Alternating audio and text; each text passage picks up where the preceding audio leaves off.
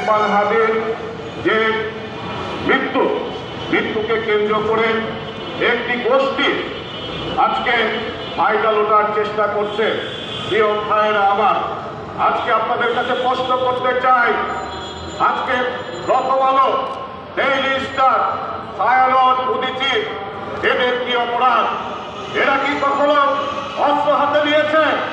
এরা কি কখনো বাংলাদেশের পরিস্থিতি অস্থিতিশীল করেছে?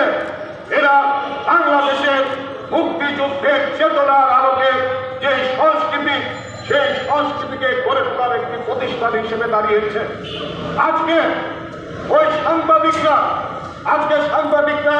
আজকে যে সংবাদ পরিবেশন করবে, সংবাদ সংগ্রহ করবে, সেখানে তারা নিরাপত্তা আইনতে আপনারা জানেন বাচ্চাদের একটি স্কুল ছিল, ছোট ছোট বাচ্চাদের, সেই স্কুলকে ভেঙে চূর্ণ করে দেওয়া হয়েছে। আজকে উদীচী অফিসে হামলা হয়েছে। আমি আপনাদের কাছে প্রশ্ন করতে চাই, আগে ডিক্লেয়ার দিয়ে এই সমস্ত প্রতিষ্ঠানগুলিকে হামলা করেছে রাষ্ট্র এবং রাষ্ট্রের আইন শৃঙ্খলা পরিস্থিতি বাহিনী। এখানে কি করলো?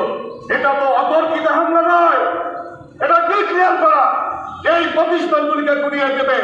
প্রতিষ্ঠানে হামলা করা হয়, আগুন দেওয়া হয়, এরপরে আইন শৃঙ্খলা বাহিনী এসে সেখানে দেখে যায়, অন্যান্যদের মতোই দর্শকের ভূমিকা পালন করে। প্রিয় ভাইয়েরা আমার, আজকে বাংলাদেশের যে পরিস্থিতি, এই পরিস্থিতি থেকে বাংলাদেশের উত্তরণ প্রয়োজন। ইন্টারিম সরকারকে বলবো, আর দর্শকের মতো চেয়ে থাকতেন না, এখান থেকে আইডেন্টিফাই করার মতো আপনাদের কাছে অনেক রসদ রয়েছে। উসমান হাদির যে হত্যাকারী, তাদেরকে ধরে বিচারের আওতায় নিয়ে আসুন। পাশাপাশি আজকে বাংলাদেশে যারা বিশৃঙ্খলা তৈরি করছে, বাংলাদেশে যারা অরাজকতা তৈরি করছে, বাংলাদেশে যারা নিরীহ মানুষের উপর হামলা চালাচ্ছে, অত্যাচার করছে, তাদেরকে বিভিন্ন জায়গা থেকে ডিক্লেয়ার দেওয়া হয়েছে। তাদেরকে ধরে আইনের আওতায় নিয়ে আসুন। প্রিয় ভাইয়েরা আমার, বাংলাদেশের সাধারণ মানুষ তাদেরকে দুর্বল ভাববেন না।